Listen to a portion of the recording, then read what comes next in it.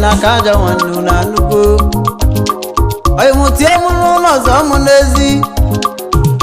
ubaka machu ebobia big show na nezi gbakwu ya Victor anyị ego baka nnetilewu a ọtụtụ nzu agụleri anyị ana m bịa ọdana m oke mmiri njebi ụwa bịa kwuo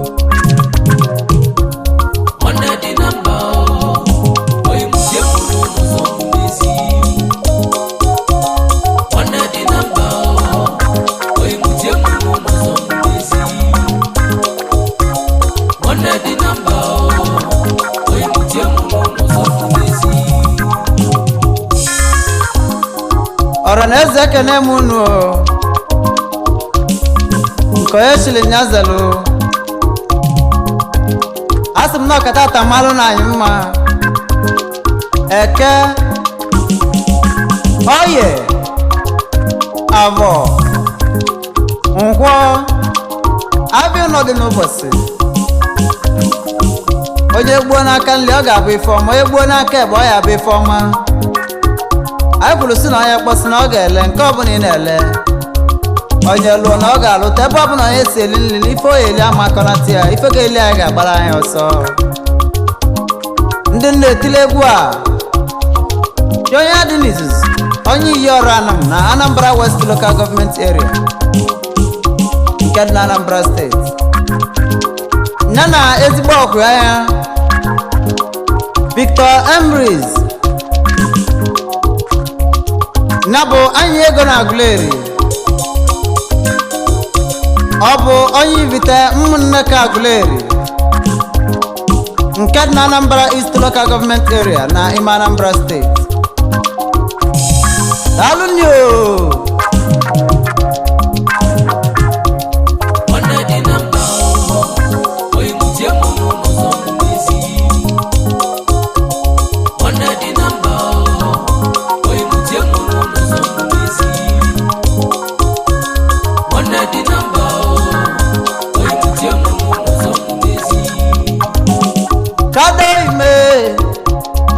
baka nwachu ego bịa dado ime wi na-elezi moto onye chọba ego moto ọ ya chọba chadi picture ime wi yọrọla mme ichọkwu nwanne m baka nwachu ego bịa ọ bụ na ilebe moto m ga-atụgharị gị maka ọ bụ ebe n'azụ ana m agụ egwu isi na m ga-agụlụ gị egwu etụagolu m ọgwa n'ibe m na-alụ ọ bụ na nrụzi ụlọ mma ejuba ego moto ọ bụ ebe ị na-ele kama ibe ego ebe ị na-elezi moto ya na-eleta 10 million nweta 7 ma bụlụ moto ọ bụla ebe anyị ji bụlọ nnaba agwụle Victor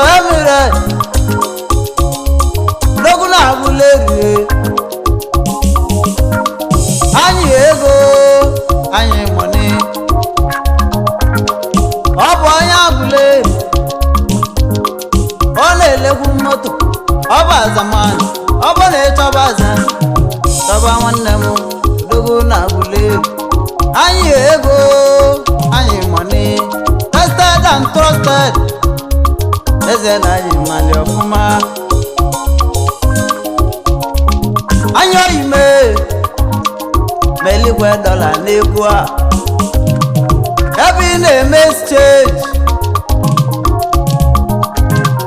anyị nọ na-exchange unu na-atụgharị dọla to all currency nke onye chọrọ onwelu anyị ego anyị money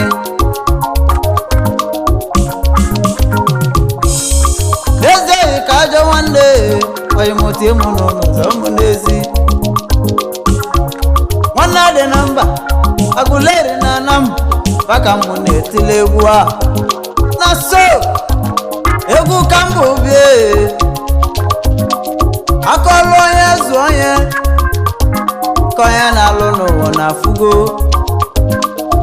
aka oji ayochie agụleri na anam nwanne dị na mbụ na fugo akọlụ onye zụ onye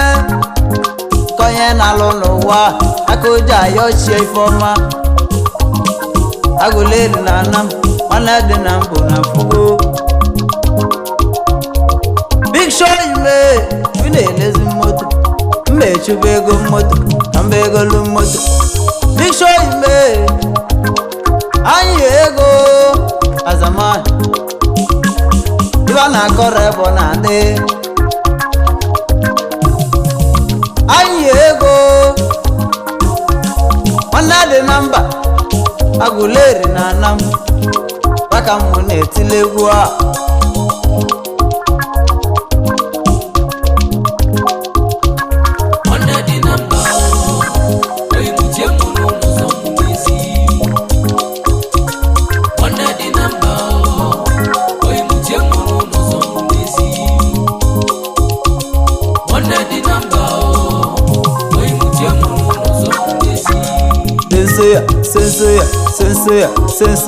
Senseya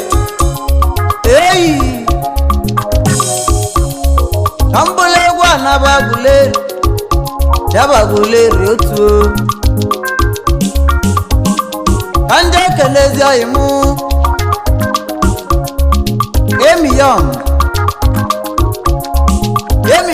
we Emi money Emi young we Emi money all catch out ego na abia o all catch out man ego na abia Emi young we ọgwanụ ndị ọyị gị pasị ka mbụli egwu ahụ bịa ka m nwere egwu aka na mmadụ dị ka Emi Young nke ishili ngị zelu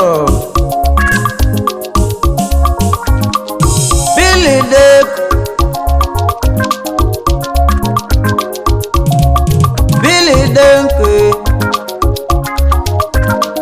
ichilo kizelu asị m ka m nwere egwu aka na mmadụ dị ka Billy Deco Billy Money more catch out azamani dalu ilewe moto mbegolu moto dalu ni o senseya nwa ya na-agba o nwoke na-agba o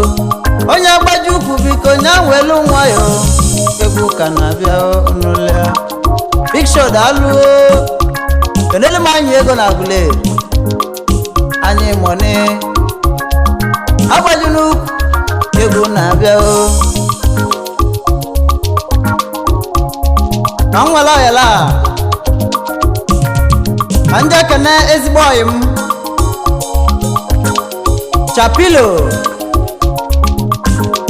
Big deal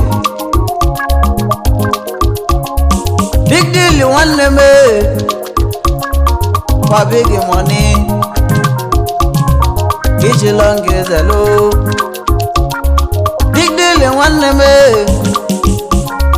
gba big money iji long zelu catch out dalunio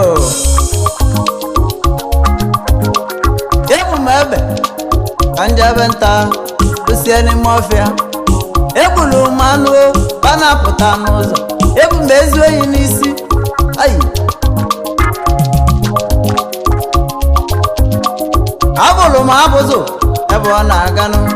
ejele m chụba abụzụ wetụla abụzụ gaba after 2 hours wee na-achịta azụ ọ bụ na ebubo ole enyi m ọ gwa na anya ugwuo ya melụ m ife a picture authors na Kotonu ọnụ dị na mba o Aguleri na Anam maka mmụ na agụla egwu a ụtụtụ zu Aguleri igwe ọkacha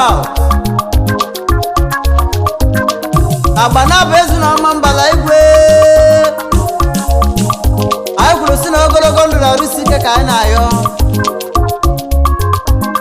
ọ na-eme n'iru ka anyị nọdụ n'azụ ọ na-eme n'azụ ka anyị nọdụ n'iru ya ka nna ekpele anyị ego na Aguleri ya na ezigbo ọkwa nwoke bụ Chadi Big Show igwe ọkwa ị na-ele moto mmechubu ezi ego moto ke na-alụ n'ụwa ya ka mmụ ji atụ ya o picture ime maka Nwachukwu egwu bịa ọkwa ị na-ele moto na so ewe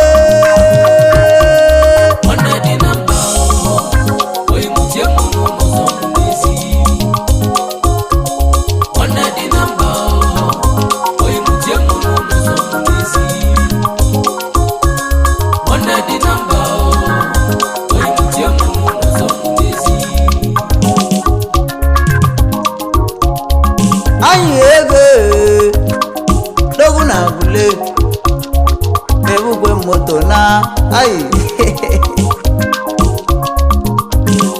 big deal nwanne m anyị ego ọ kacha atụ enugo anyị ego Victor nwanne m dogu na Aguleri ọkpa ka nji bịa mesigbo moto na anyị ego landlord na Aguleri Victor nwanne m anyị money Mr. Emerald odogwu onye Aguleri echile nyazeluo baka Nwachukwu egwu bịa ọgwa na Natalichi n'aka m ji agụ egwu a na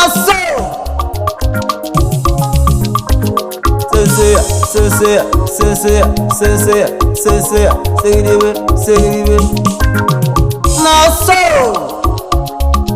eyi ụmụ nwanyị na-agba egwu a ụmụ nwoke na-agbakwa egwu a Aguleri na Anam nwanne dị na mba ajele mba na ugwu ma na-eme nwanne ndị jelu Kotonu unu mana Igbo na-asụ n'olu ọ bụ na Aguleri ọ ya asị gị n'ebe ahụ ọ bụla ọya Anam ọ ya asị gị n'ebe kwe mana Igbo na-asụ n'olu anyị ego anyị money all catch out baka Nwachukwu na-agwa anyị ego egwu ka mụ wee bịa anyị ego Victor nwanne m anyị money as a man tested and trusted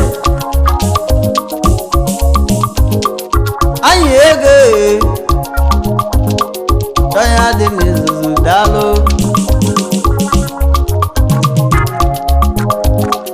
dada ime ọbụ ị na-elezi moto dada ime ọbụ ị na-elezi moto Dixo Autos Benin Republic ọ nọ na Kotonu dada ime mechuru ezi ego moto ka mba egolu moto n'aka gị dada ime ọ bụ na nwa ego moto egolu moto n'aka gị Azaman dada ime ọ sị m nwoke na-akpụla ya nwe ọlụ agwụwo dada ime ọ sị m nwoke na-consider money nwanne ya dada ime ọ sị m nwoke na-eme mbalụ okechu mmadụ nweke ayi mụọ na mmadụ dada ime anyị ego gịnị a na-abụghị ọbụ n'ụtọ dada ime kele Victor nwanne m anyị ego anyị mọni anyị nekwa anyị ego nekwa anyị ego anyị mọni nekwa anyị ego nekwa anyị ego Victor nwanne m dogo ya agụleri niile babụsizi ọ gaala ogbenye adịrọzi na agụleri onye nne ya nọ n'eluigwe ọ na-eje ọkụ mmụọ o nwere ụfọdụ dance na agụleri sant dada ime kenemidon nwanne m ayi emi ya ngwuwe baka Nwachukwu egwu bịa dada ime kelele m ewechu ayi ahụ a dada ime ele mama m lọra niile anyị ego ele mama ya bụ mama m lụị anyị ego anyị mọni ngwa baba ya anyị mọni odogwu na agụle anyị mọni anyị ego anyị mọni odogwu na agụle anyị mọni ngwa kpọọ ya anyị mọni Azaman anyị mọni trusted and trusted anyị mọni daalụ ni o ka echere na ya zanye ọ bịalịbụ anyị abịagbunye o kelo na mgbugbu akwa ya n'azụ ojije ejije ka ọlaeze o kelo na nya ka ọlaeze daalụ ni o sense ya sense ya sense ya sense ya sense ya